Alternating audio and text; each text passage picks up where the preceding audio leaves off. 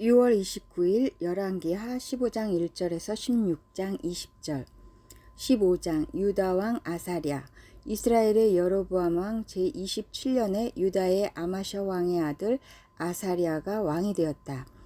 그가 왕이 되었을 때 그의 나이는 16이었다. 그는 예루살렘에서 52해 동안 다스렸다. 그의 어머니 여골리아는 예루살렘 태생이다. 그는 자기의 아버지 아마샤가 한 모든 일을 본받아 주님께서 보시기에 올바른 일을 하였으나 산당만은 제거하지 않아서 그때까지 백성은 여전히 산당에서 제사를 드리고 분향을 하였다. 그리하여 주님께서 왕을 치셨으므로 왕은 죽을 때까지 나병 환자가 되었고 격리된 궁에서 살았다. 왕자 요담이 왕실을 관리하며 나라의 백성을 다스렸다. 아사랴의 나머지 행적과 그가 한 모든 일은 유다왕 역대 지략에 기록되어 있다. 아사랴가 죽어 그의 조상과 함께 잠드니 다윗성의 조상과 함께 장사 지냈다. 왕자 요담이 그의 뒤를 이어 왕이 되었다. 이스라엘 왕 스가랴 유다의 아사랴 왕 제38년에 여로보암의 아들 스가랴가 이스라엘의 왕이 되어서 사마리아에서 6달 동안 다스렸다. 그도 또한 조상이 한 것처럼 주님께서 보시기에 악을 행하고 이스라엘로 죄를 짓게 한 느밧의 아들 여로보암의 죄에서 떠나지 아니하고 그것을 그대로 본받았다. 야베스의 아들 살룸이 영모를 꾀하여 백성 앞에서 그를 죽이고 그의 뒤를 이어 왕이 되었다. 스가랴의 나머지 행적은 이스라엘 왕 역대 지략에 기록되어 있다.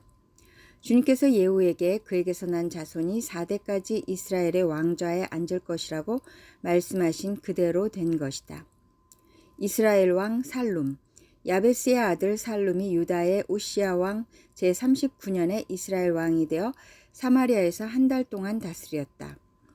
그때 가디의 아들 므나엠이 디르사에서부터 사마리아로 올라와서 거기에서 야베스의 아들 살룸을 쳐 죽이고 그를 대신하여 왕이 되었다. 살룸의 나머지 행적과 그가 영모를 꾀한 일은 이스라엘 왕 역대 지략에 기록되어 있다. 그때 므나엠은 다르사에서부터 진격하여 와서 딥사와 그 안에 있는 모든 사람을 쳐 죽이고 사방 모든 곳을 공격하였다. 그들이 그에게 성문을 열어주지 않았다고 하여 그는 그곳을 치고 임신한 여자들의 배를 갈라 죽이기까지 하였다. 이스라엘 왕 므나헴 유다의 아사랴 왕 제39년에 가디의 아들 므나엠이 이스라엘의 왕이 되어 사마리아에서 10해 동안 다스렸다. 그는 주님께서 보시기에 악을 행하였다.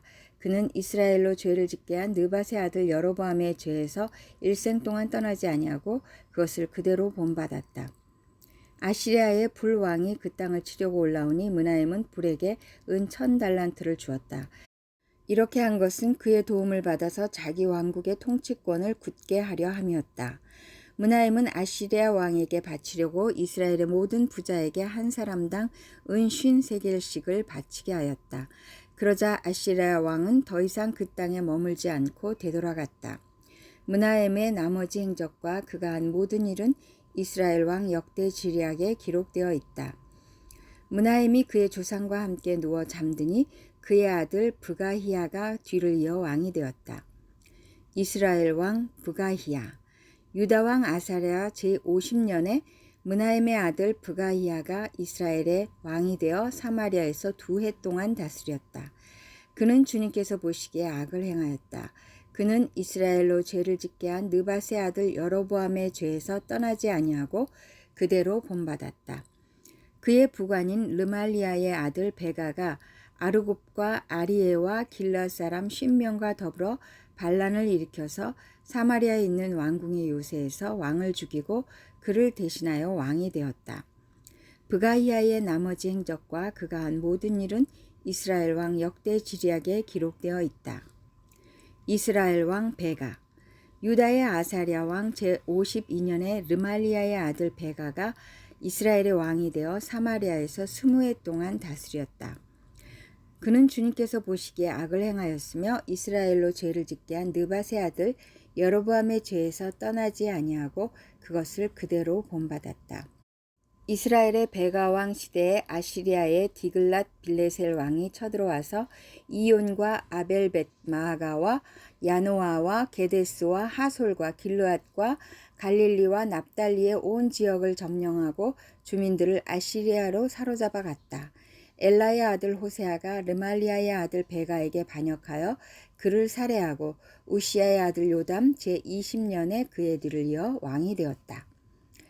베가의 나머지 행적과 그가 한 모든 일은 이스라엘 왕 역대 지략에 기록되어 있다. 유다 왕 요담. 이스라엘의 르말리아 왕의 아들 베가 제2년에 우시아의 아들 요담이 유다의 왕이 되었다. 그가 왕이 되었을 때 그의 나이는 25살이었다. 그는 예루살렘에서 16해 동안 다스렸다. 그의 어머니 여루사는 사독의 딸이다. 그는 아버지 우시아가 한 것을 그대로 본받아 주님께서 보시기에 올바른 일을 하였다. 그러나 산당만은 제거하지 않아서 백성들이 여전히 산당에서 제사를 지내고 분향을 하였다. 그는 주님의 성전에 윗대문을 세웠다. 요담의 나머지 행적과 그가 한 모든 일은 유다왕 역대 지략에 기록되어 있다.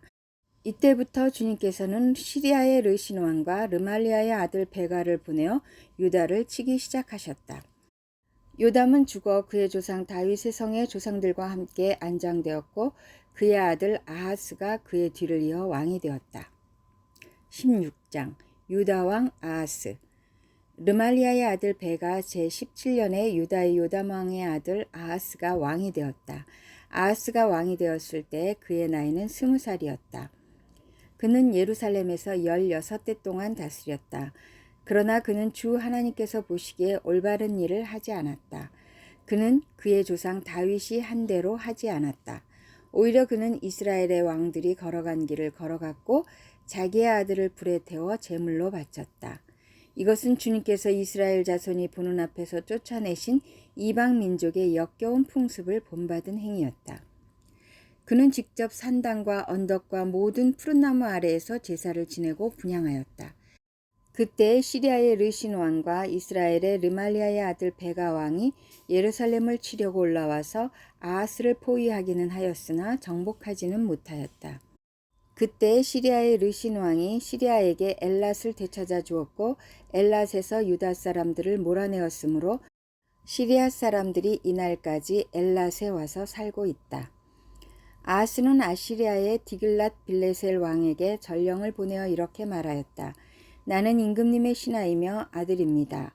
올라오셔서 나를 공격하고 있는 시리아 왕과 이스라엘 왕의 손에서 나를 구원하여 주십시오.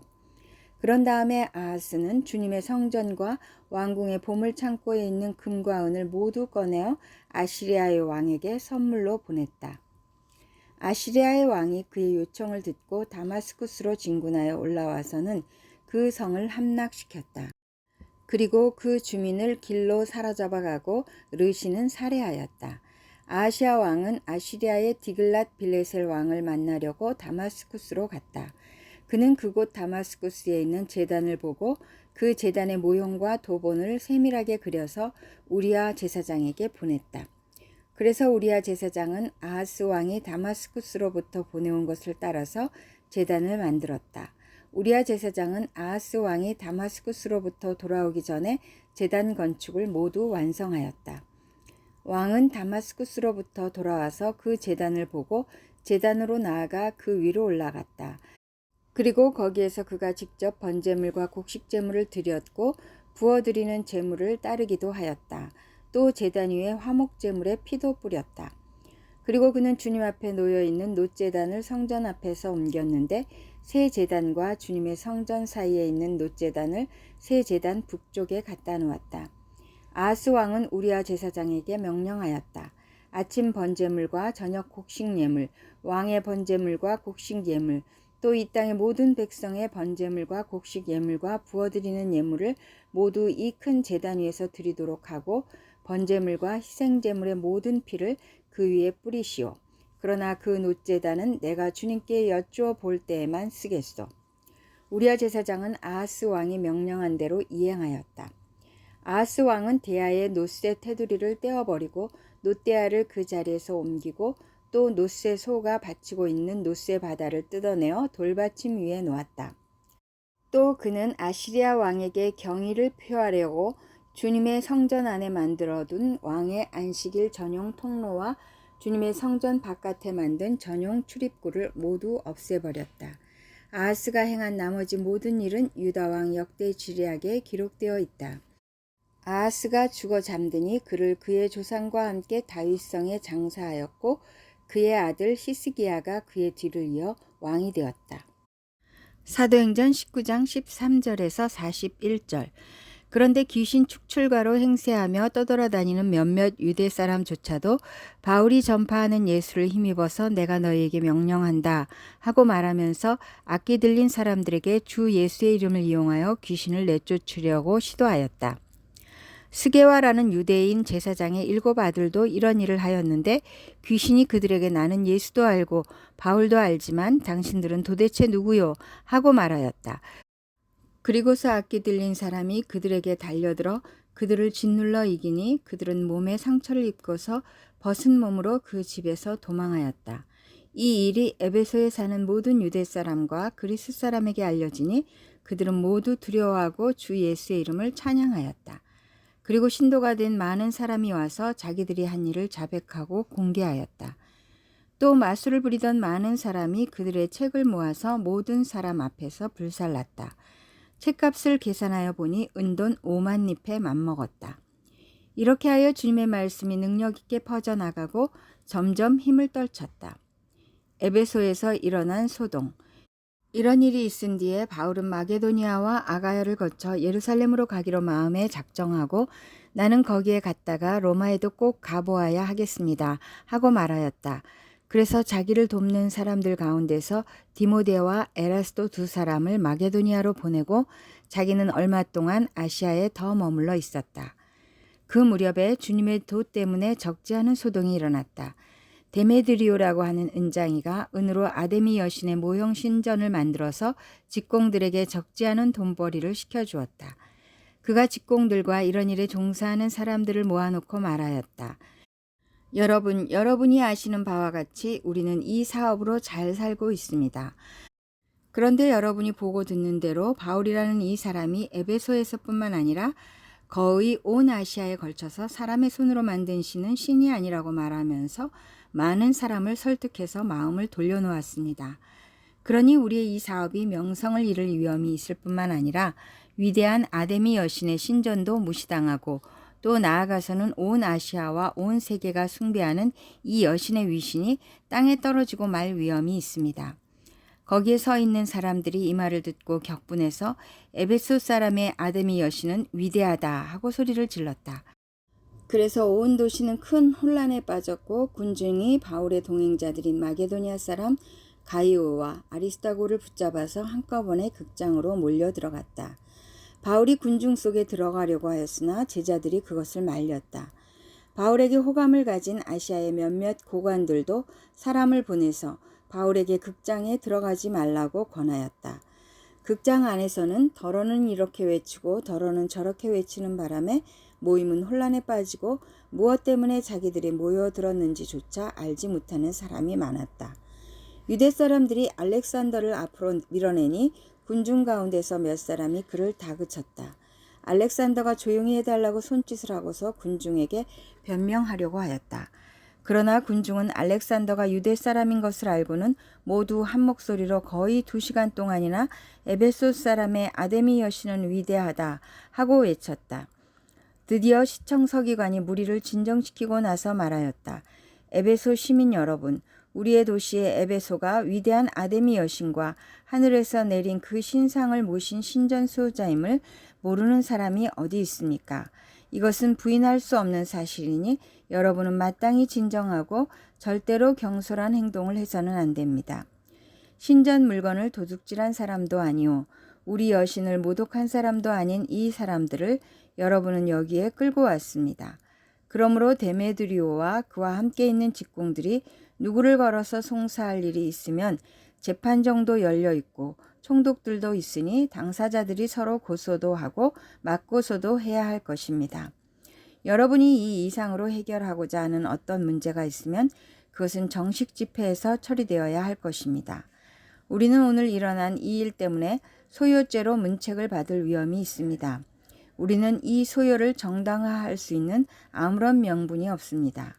이렇게 말하고서 그는 모임을 해산시켰다. 시편 74편 18절에서 23절. 주님, 원수가 주님을 비난하고 어리석은 백성이 주님의 이름을 모욕하였습니다. 이 일을 기억하여 주십시오. 주님께서 맷비둘기 같은 주님의 백성의 목숨을 들짐승에게 내주지 마시고 가련한 백성의 생명을 영원히 잊어버리지 마십시오. 땅의 그늘진 곳마다 구석구석 폭력배의 소굴입니다. 주님께서 세워주신 언약을 기억하여 주십시오. 억눌린 자가 수치를 당하고 물러가지 않게 해 주십시오. 가련하고 가난한 사람이 주님의 이름을 찬송하게 해 주십시오. 하나님 일어나십시오. 주님의 소송을 이기십시오. 날마다 주님을 모욕하는 어리석은 자들을 버려두지 마십시오. 주님께 한 거에서 일어서는 자들의 소란한 소리가 끊임없이 높아만 가니 주님의 대적자들의 저 소리를 부디 잊지 마십시오. 잠언 18장 4절에서 5절. 슬기로운 사람의 입에서 나오는 말은 깊은 물과 같고 지혜의 샘은 세차게 흐르는 강처럼 솟는다. 악인을 두둔하는 것과 재판에서 의인을 억울하게 하는 일은 옳지 않다.